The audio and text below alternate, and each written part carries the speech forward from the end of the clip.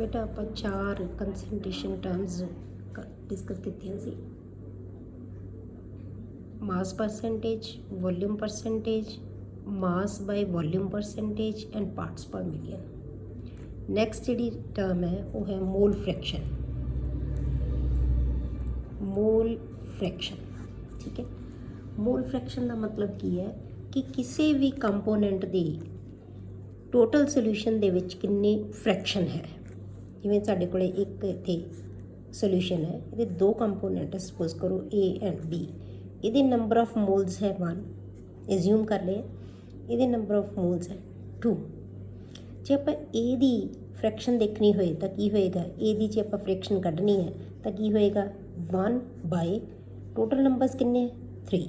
ਤਾਂ ਇਹਦੀ ਫ੍ਰੈਕਸ਼ਨ ਹੈ ਜਿਹੜੀ ਟੋਟਲ ਕਿੰਨੀ ਆ ਗਈ? 1/3। ਜੇ ਆਪਾਂ B ਕੰਪੋਨੈਂਟ ਦੀ ਫ੍ਰੈਕਸ਼ਨ ਕੱਢਣੀ ਹੈ ਤਾਂ ਕੀ ਹੋਏਗਾ? 2/3, ਕਿਉਂਕਿ ਟੋਟਲ ਮੋਲਸ ਕਿੰਨੇ ਹੈ? 3 ਹੈ।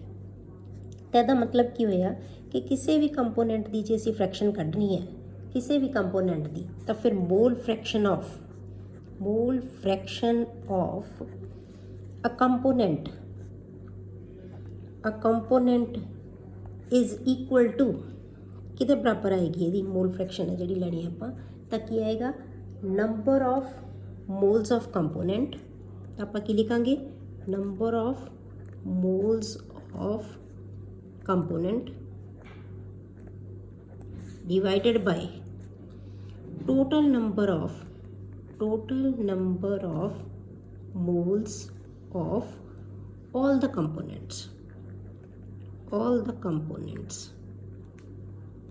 ठीक है, जिन्ने भी कंपोनेंट्स का सोल्यूशन मिल के बनया हुआ है। ठीक है, नंबर ऑफ मोल्स नूं आपां काहदे नाल लिखदे हां?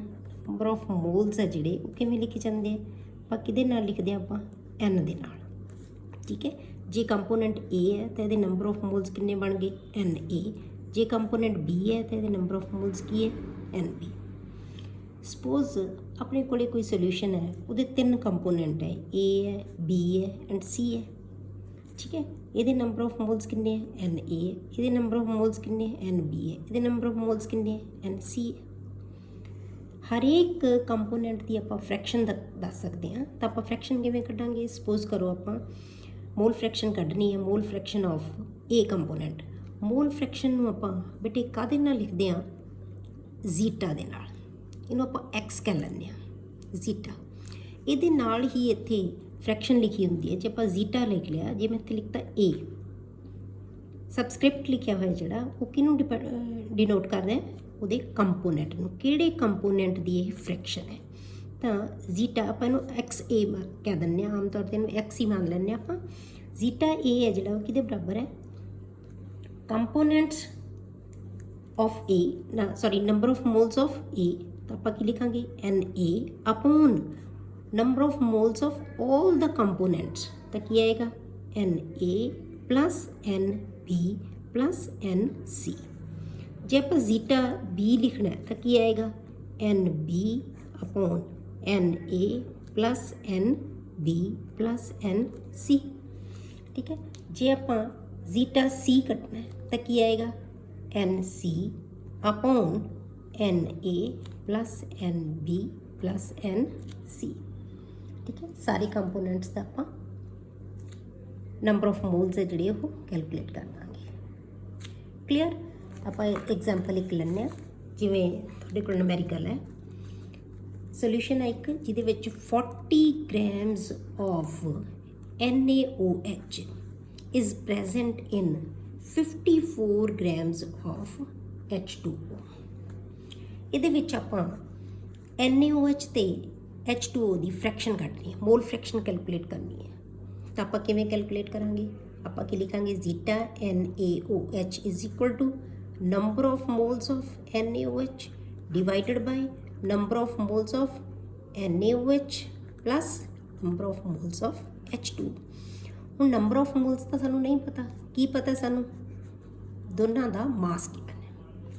ਸਾਨੂੰ ਪਤਾ ਹੈ ਕਿ number of moles ਕਿਵੇਂ ਕੈਲਕੂਲੇਟ ਕਰਦੇ ਹਾਂ ਆਪਾਂ?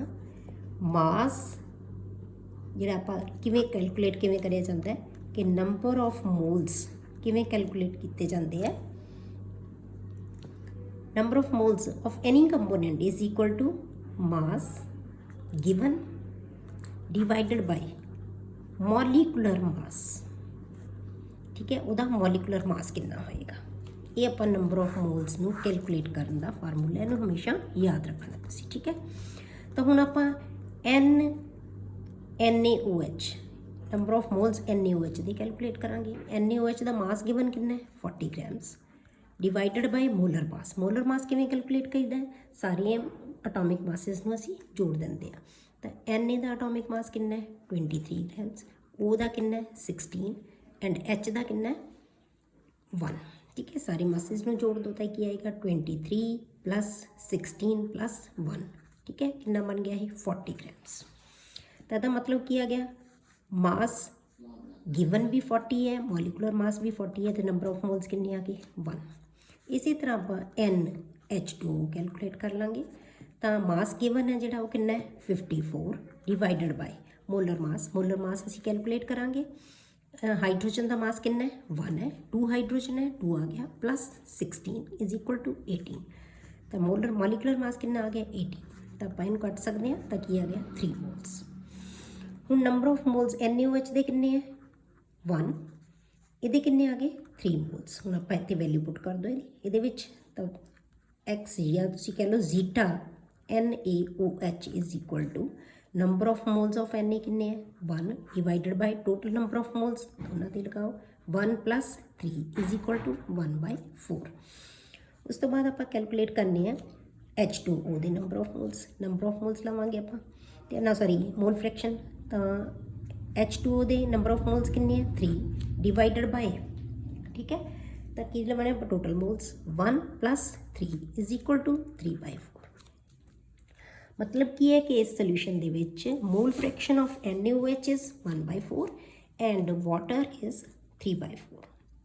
ਇੱਕ ਚੀਜ਼ ਦਾ ਧਿਆਨ ਕਰੋ ਬੇਟੇ, ਜੇ ਆਪਾਂ ਸਾਰੇ ਕੰਪੋਨੈਂਟਸ ਦੀ ਮੋਲ ਫ੍ਰੈਕਸ਼ਨ ਨੂੰ ਜੋੜ ਦਈਏ, ਸਪੋਜ਼ ਕਰੋ ਆਪਾਂ ਇੱਥੇ ਹੀ ਦੇਖਣਾ ਹੈ, ਠੀਕ ਹੈ, NaOH + ਜ਼ੀਟਾ H2O ਜੇ ਆਪਾਂ ਜੋੜੀਏ ਤਾਂ ਕੀ ਆਏਗਾ 1/4 + 3/4 = 1। ਤਾਂ mole fraction sum of mole fraction of all components is always 1। ਇਹ ਹਮੇਸ਼ਾ 1 ਹੋਏਗੀ।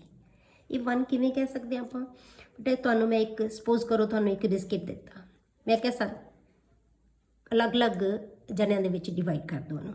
ਤੁਸੀਂ 3 ਜਣਿਆਂ 'ਚ ਡਿਵਾਈਡ ਕਰਤਾ, ਕਿਸੇ ਨੂੰ ਕਿੰਨਾ ਹਿੱਸਾ ਮਿਲ ਗਿਆ ਉਹਦਾ, ਕਿਸੇ ਨੂੰ ਕਿੰਨਾ ਹਿੱਸਾ ਮਿਲ ਗਿਆ, ਠੀਕ ਹੈ।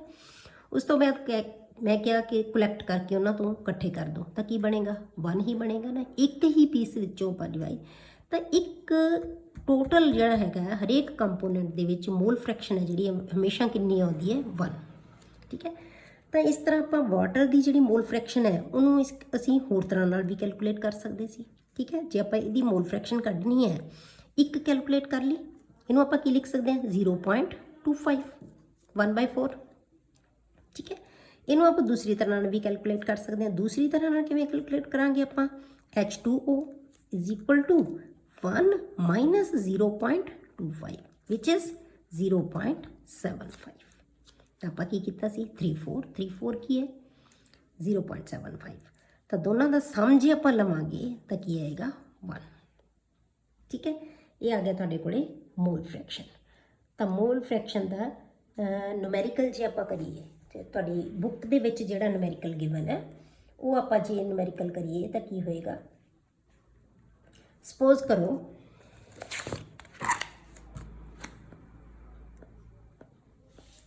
ਤੁਹਾਨੂੰ ਗਿਵਨ ਹੈ ਕੈਲਕੂਲੇਟ ਮੋਲ ਫ੍ਰੈਕਸ਼ਨ ਆਫ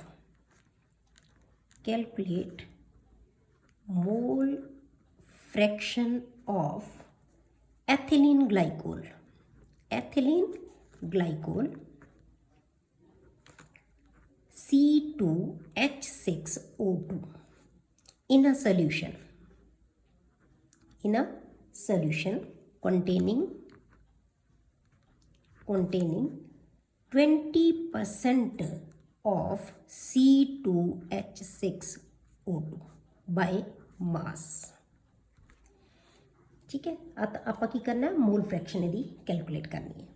ਇੱਥੇ ਆਪਾਂ ਕੀ ਸਪੋਜ਼ ਕਰਨਾ ਬੇਟੇ ਕਿ ਜਿਹੜਾ ਟੋਟਲ ਸਾਡੇ ਕੋਲੇ ਮਾਸ ਹੈ ਸੋਲਿਊਸ਼ਨ ਦਾ ਉਹ ਕਿੰਨਾ ਹੈ ਮਾਸ ਆਫ ਸੋਲਿਊਸ਼ਨ ਜੇ ਆਪਾਂ ਮੰਨੀਏ, ਠੀਕ ਹੈ, ਉਹਨੂੰ ਆਪਾਂ ਕਿੰਨਾ ਮੰਨਾਂਗੇ 100 ਗ੍ਰਾਮਸ। 100 ਗ੍ਰਾਮਸ ਆਪਾਂ ਸਪੋਜ਼ ਕਰ ਲਿਆ, ਠੀਕ ਹੈ, ਐਜ਼ਿਊਮ ਕੀਤਾ ਅਸੀਂ। ਹੁਣ ਆਪਾਂ ਕੀ ਕੱਢਣੀ ਹੈ ਮੋਲ ਫ੍ਰੈਕਸ਼ਨ। ਤਾਂ ਮੋਲ ਫ੍ਰੈਕਸ਼ਨ ਆਪਾਂ C2H6O2 ਐਥਲੀਨ ਗਲਾਈਕੋਲ ਦੀ, ਤਾਂ ਆਪਾਂ ਕੀ ਲਵਾਂਗੇ ਨੰਬਰ ਆਫ ਮੋਲਸ ਨੂੰ ਆਪਾਂ ਹਮੇਸ਼ਾ ਕਾਹਦੇ ਨਾਲ ਲਿਖਾਂਗੇ N ਦੇ ਨਾਲ, ਤਾਂ ਆਪਾਂ ਕੀ ਲਿਖਾਂਗੇ NC2H6O2 ਡਿਵਾਈਡਡ ਬਾਈ NC2H6O2 ਪਲੱਸ NH2O, ਠੀਕ ਹੈ। ਵਾਟਰ ਦੇ ਵਿੱਚ ਸੋਲਿਊਸ਼ਨ ਬਣਿਆ ਹੋਇਆ ਇਹਦਾ, ਕਲੀਅਰ। ਹੁਣ ਆਪਾਂ ਨੂੰ ਚਾਹੀਦੇ ਦੋਨਾਂ ਦੇ ਨੰਬਰ ਆਫ ਮੋਲਸ। ਤਾਂ ਦੋਨਾਂ ਦੇ ਨੰਬਰ ਆਫ ਮੋਲਸ ਆਪਾਂ ਕਿਵੇਂ ਕੈਲਕੂਲੇਟ ਕਰਾਂਗੇ।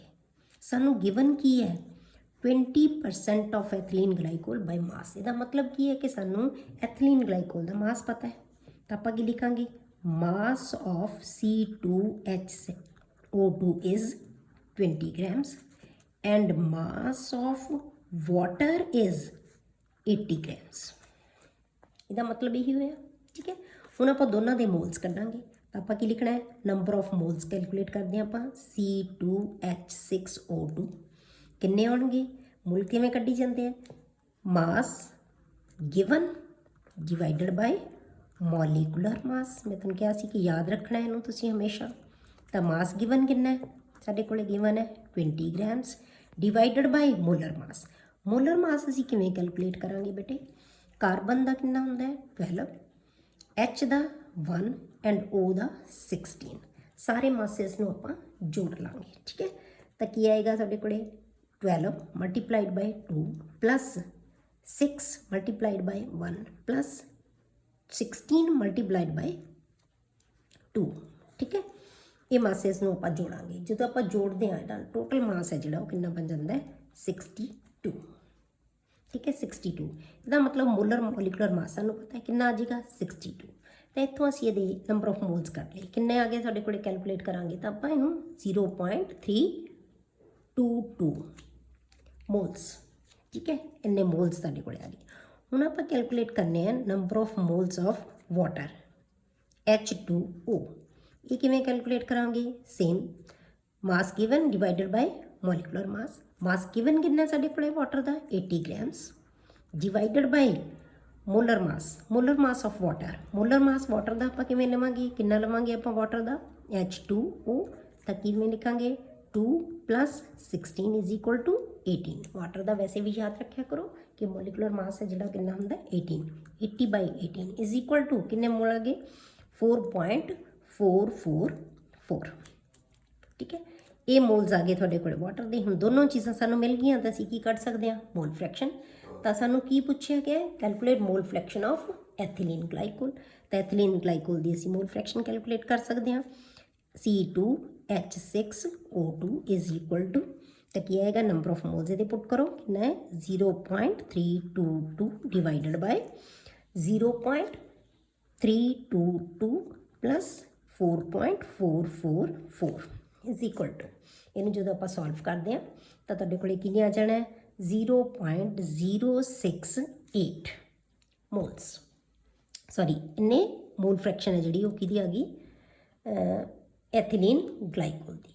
ਹੁਣ ਜੇ ਆਪਾਂ ਵਾਟਰ ਦੀ ਕੱਢਣੀ ਹੋਵੇ, ਠੀਕ ਹੈ, ਵਾਟਰ ਦੀ ਆਪਾਂ ਕੈਲਕੂਲੇਟ ਕਰਨੀ ਹੈ ਤਾਂ ਵਾਟਰ ਦੀ ਆਪਾਂ ਮੋਲ ਫ੍ਰੈਕਸ਼ਨ ਹੈ ਜਿਹੜੀ ਉਹ ਕੈਲਕੂਲੇਟ ਕਰਾਂਗੇ ਤਾਂ ਕੀ ਆਏਗੀ ਉੱਪਰ ਮੋਲ ਅਸੀਂ ਕਿਹਦੇ ਰੱਖਾਂਗੇ ਵਾਟਰ ਦੇ 4.444 ਡਿਵਾਈਡਡ ਬਾਈ 0.322 ਪਲੱਸ 4.444, ਠੀਕ ਹੈ। ਇਹ ਮੋਲ ਫ੍ਰੈਕਸ਼ਨ ਹੈ ਜਿਹੜੀ ਕਿੰਨੀ ਆ ਜਾਂਦੀ ਹੈ 0.932। ਤੇ ਇਸ ਮੋਲ ਫ੍ਰੈਕਸ਼ਨ ਨੂੰ ਆਪਾਂ ਇੱਕ ਹੋਰ ਮੈਥਡ ਨਾਲ ਵੀ ਕੈਲਕੂਲੇਟ ਕਰ ਸਕਦੇ ਹਾਂ। ਇੱਕ ਮੋਲ ਫ੍ਰੈਕਸ਼ਨ ਅਸੀਂ ਕੱਢ ਲਈ ਤਾਂ ਦੂਸਰੀ ਅਸੀਂ ਵੈਸੇ ਵੀ ਕੱਢ ਸਕਦੇ ਹਾਂ। ਤਾਂ ਆਪਾਂ ਕੀ ਲਿਖਾਂਗੇ ਟੋਟਲ ਮੋਲ ਫ੍ਰੈਕਸ਼ਨ ਹੈ ਕਿੰਨੀ ਹੁੰਦੀ ਹੈ ਹਮੇਸ਼ਾ 1 ਹੁੰਦੀ ਹੈ। ਤਾਂ ਵਾਟਰ ਦੀ ਮੋਲ ਫ੍ਰੈਕਸ਼ਨ ਆਪਾਂ ਕਿਵੇਂ ਕੱਢ ਸਕਦੇ ਹਾਂ 1 ਮਾਈਨਸ ਇੱਕ ਅਸੀਂ ਮੋਲ ਫ੍ਰੈਕਸ਼ਨ ਕੈਲਕੂਲੇਟ ਕਰ ਲਈ 0.068। ਇਹਨੂੰ ਆਪਾਂ ਮਾਈਨਸ ਕਰ ਦਾਂਗੇ ਇਹਦੇ ਵਿੱਚੋਂ ਤਾਂ ਤੁਹਾਡੇ ਕੋਲ ਕੀ ਆ ਜਾਣਾ 0.932, ਠੀਕ ਹੈ। ਇਹ ਆ ਗਿਆ ਤੁਹਾਡੇ ਕੋਲ ਮੈਥਡ ਮੋਲ ਫ੍ਰੈਕਸ਼ਨ ਕੈਲਕੂਲੇਟ ਕਰਨ ਦਾ ਤੇ ਉਹਦੇ ਨਾਲ ਰਿਲੇਟਡ ਨੂਮੈਰੀਕਲ, ਠੀਕ ਹੈ। ਇਹ ਆ ਗਿਆ ਤੁਹਾਡੇ ਕੋਲ ਨੈਕਸਟ ਮੈਥਡ। ਅਗਲਾ ਜਿਹੜਾ ਮੈਥਡ ਹੈ ਬੇਟੇ ਕੰਸੈਂਟ੍ਰੇਸ਼ਨ ਟਰਮ ਦੇ ਵਿੱਚ ਆਉਂਦਾ ਹੈ ਉਹ ਹੈ ਮੋਲੈਰਿਟੀ। ਨੈਕਸਟ ਹੈ ਜਿਹੜਾ ਉਹ ਕੀ ਹੈ ਮੋਲੈਰਿਟੀ। मोलैरिटी की होंगी है बेटा, मोलैरिटी ਨੂੰ ਆਪਾਂ ਕਿਵੇਂ ਡਿਫਾਈਨ ਕਰਦੇ ਹਾਂ, number of moles of solute, number of moles of solute dissolved in 1 liter of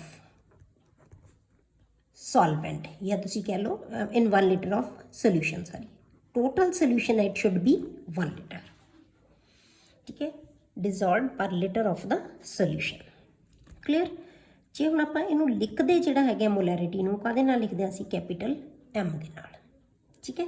molarity नूं आपां जे फार्मूला लिखना होवे तां आपां की लिखांगे, number of moles of solute divided by volume of solution, total solution का वॉल्यूम कितना है इन लीटर्स। पर साडे कोले आम तौर पर जिहड़ा वॉल्यूम दिता हुंदा है किहदे च दिता हुंदा है, मिलीलीटर्स दे विच। तां फिर आपां की करांगे, लीटर्स नूं मिलीलीटर्स नूं लीटर्स च बनाउणा होवे तां आपां की करांगे, डिवाइड कर दिंदे हां। तां की आ जाएगा, number of moles of solute divided by volume of solution in millilitres, ठीक है, मिलीलीटर्स डिवाइडेड बाय की आ जाएगा 1000, ਇਹਦਾ मतलब की बन गया लीटर्स ਦੇ ਵਿੱਚ ਆਪਾਂ ਨੂੰ ਕਨਵਰਟ ਕਰ ਲਿਆ, ठीक है। ਜੇ ਆਪਾਂ ਇਹ ਨੀਚੇ ਹੈ ਤੇ ਉੱਪਰ ਜਾ ਕੇ ਕੀ ਇਹਦੇ ਨਾਲ ਮਲਟੀਪਲਾਈਡ ਹੋਏਗਾ, ਤਾਂ ਆਪਾਂ ਇਹਨੂੰ ਫਾਰਮੂਲਾ ਤੁਸੀਂ ਲਿਖ ਹੀ ਇਹ ਸਕਦੇ ਹੋ ਕਿ number of moles of solute divided by volume of the solution in millilitres multiplied by 1000, ये फार्मूला तुसी याद रखोगे, ठीक है, मोलैरिटी नूं कैलकुलेट करन दा, क्लियर। सपोज करो तुहाडे कोले एक शुगर सोल्यूशन दिता होया है, ठीक है, शुगर सोल्यूशन दिता होया है, उहदी जिहड़ी मोलैरिटी इन वाटर है, ठीक है, तो मोलैरिटी इन वाटर है जिहड़ी वो कितनी है 2 मोलर। इसका मतलब की होया बेटा, 2 moles of sugar is dissolved in 1 liter of water, ठीक है, 2 moles of sugar is dissolved in 1 liter of water, clear हो गया। हुण आपां मोलैरिटी नूं कैलकुलेट करन लई न्यूमेरिकल जे आपां करिए ਤਾਂ ਸਪੋਜ਼ ਕਰੋ ਤੁਹਾਡੇ ਕੋਲ ਇੱਕ ਨੂਮੈਰੀਕਲ ਹੈ, ਫਾਈਂਡ ਮੋਲੈਰਿਟੀ, ਤਾਂ ਦਿੱਤਾ ਹੈ ਨੂਮੈਰੀਕਲ ਹੈ, find molarity if given numerical ਤੁਹਾਡੇ ਕੋਲ 40 grams of NaOH dissolved in 250 ml of water, तुसी यदि मोलैरिटी कैलकुलेट करनी है, ठीक है, तो सानू पता है कि मोलैरिटी का फार्मूला की है, M is equal to N upon volume in litres, ठीक है, ये फार्मूला आप लगावांगे, इतने आप वैल्यूज पुट कर दो। तो हुण सानू कोई नंबर ऑफ मोल्स तो कैलकुलेट करने पैणगे, नंबर ऑफ मोल्स सानू नहीं है, सानू गिवन की है, मास गिवन है, तो आप नंबर ऑफ मोल्स किवें कड्डांगे, किहदे नंबर ऑफ मोल्स कड्डने हैं NaOH दे आपां, क्योंकि असीं मोल्स हमेशा किहदे लैणे हैं, solute they, number of moles of solute is NaOH and solvent is water. NaOH दे आपां नंबर ऑफ मोल्स किवें कैलकुलेट करांगे बेटे, नंबर ऑफ मोल्स कैलकुलेट करने वास्ते आप मास गिवन कितना साढ़े को 40 grams divided by molar mass कितना आएगा, आप पहला भी कैलकुलेट किया 23 + 16 + 1 इज इक्वल टू 40, तो ये आएगा 40/40, तो की आ गया 1 मोल। इतने आप वैल्यू पुट करो, M is equal to 1 upon volume in litres, volume साढ़े को 250 ml है, ML ਨੂੰ ਆਪਾਂ ਕੀ ਕਿਹਾ ਸੀ 1000 ਉੱਪਰ ਆ ਕੇ ਇਹਨੂੰ ਆਪਾਂ ਡਿਵਾਈਡ ਕਰਾਂਗੇ 1000 ਨਾਲ, ਉੱਪਰ ਕੀ ਆ ਜਾਏਗਾ ਮਲਟੀਪਲਾਈ ਹੋ ਜਾਏਗਾ, ਤੇ ਇੱਥੇ ਕੀ ਆ ਜਾਏਗਾ ਤੁਹਾਡੇ ਕੋਲੇ 1000 ਨਾਲ ਅਸੀਂ ਇਹਨੂੰ ਮਲਟੀਪਲਾਈ ਕਰ ਦਾਂਗੇ, ਠੀਕ ਹੈ। ਤਾਂ ਜਦੋਂ ਆਪਾਂ 1000 ਨਾਲ ਮਲਟੀਪਲਾਈ ਕਰਾਂਗੇ ਤਾਂ ਤੁਹਾਡੇ ਕੋਲੇ ਮੋਲੈਰਿਟੀ ਕੀ ਬਣ ਜਾਣੀ ਹੈ ਬੇਟੇ, ਇਹ ਕੈਲਕੂਲੇਟ ਕਰ ਦਿਓ ਤੁਸੀਂ, ਇਹ ਆ ਜਾਣਾ 4 ਨਾਲ, ਤਾਂ ਕੀ ਆ ਗਿਆ 4 moles per liter, तो जे आप इनू की कह सकते हैं 4 मोलर।